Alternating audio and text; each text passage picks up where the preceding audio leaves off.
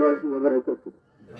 আপনারা আমার বাবার জানাজা আসছেন, রোদে অনেক কষ্ট করতেছেন, এজন্য আমি ক্ষমা প্রার্থী। শুরুতেই আমার বলার কিছু নেই।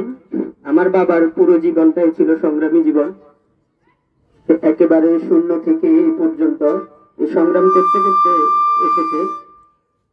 তবে তার জীবনে, এই সংগ্রামী জীবনে তার কোনো আফসোস ছিল না যে সে ঘরবাড়ি করতে পারে নাই, তার ছেলে মেয়েদের জন্য কিছু করতে পারে নাই। কিন্তু তিনি আমাদেরকে পড়ালেখা করার জন্য এই সংগ্রামটা করেছেন। আমি আলহামদুলিল্লাহ আলেমও হয়েছি, একটা মাদ্রাসার সাথে সম্পৃক্ততা আছে। আমার ছোট বোনও সে আলহামদুলিল্লাহ দাওরা হাদিস পর্যন্ত পড়েছেন, এবং আমার বাবা তাকেও একজন যোগ্য পাত্র সাথে হাতে তুলে দিয়েছেন। তো আমি আমাদেরও এই নিয়ে কোনো অভিযোগ নেই আমার বাবার প্রতি, যে আমাদের বাবা আমাদের জন্য কোনো ঘর বাড়ি করে যান নাই বা আমাদের জন্য ব্যাংক ব্যালেন্স রেখে যান নাই, এই জন্য আমাদের কোনো আফসোস নেই।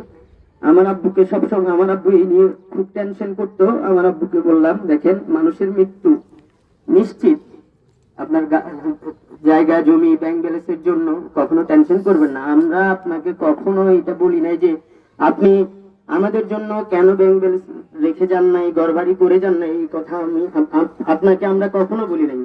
তাহলে আপনি কেন শুধু নিজে নিজে টেনশন করেন?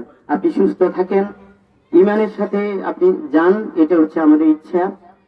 তো আমি আর বেশি কিছু বলবো না। আমার আব্বু যেহেতু এই এলাকায় ছিল, আপনাদের সাথে চলাফেরা করেছে, লেনে দেনে ছিল, আপনাদের কারো কাছ থেকে যদি আমাদের অজান্তে, আমাদের পরিবারের অজান্তে যদি কোনো লেনদেন করে থাকে, আপনারা আমাদেরকে জানাবেন। আমি আছি ওনার বড় ছেলে, তারপর আমার কাকা আছে, ওখানে দোকান আছে, যেহেতু ব্যবসায়ী ওমানিপুর কাউন্স, ওনাকেও যদি জানান, উনি আমাকে জানালে ইনশাআল্লাহ আমরা পরামর্শের মাধ্যমে আপনাদের লেনদেন পরিশোধ করার জন্য চেষ্টা করব। এবং আমার আব্বু যদি কারো কাছে গোপনে পেয়ে থাকে, আপনারা অনুগ্রহ করে যদি আপনাদের সদয় হয় তাহলে দিয়ে দিবেন।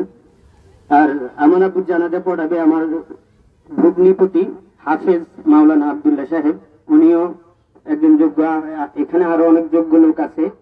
তো আমার আব্বু, যখন আমি আমার বোনের বিয়ের জন্য, আমার আব্বু খুব টেনশন করতো যে দাওরা হাদিস পাস করবে, আমার বোন বিয়ে দিবে, ঘর করে নাই, টেনশন। তো আমার কখনো টেনশন ছিল না।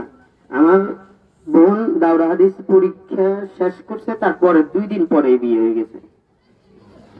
তো আমার আব্বুকে সবাই ক্ষমা করে দিবেন।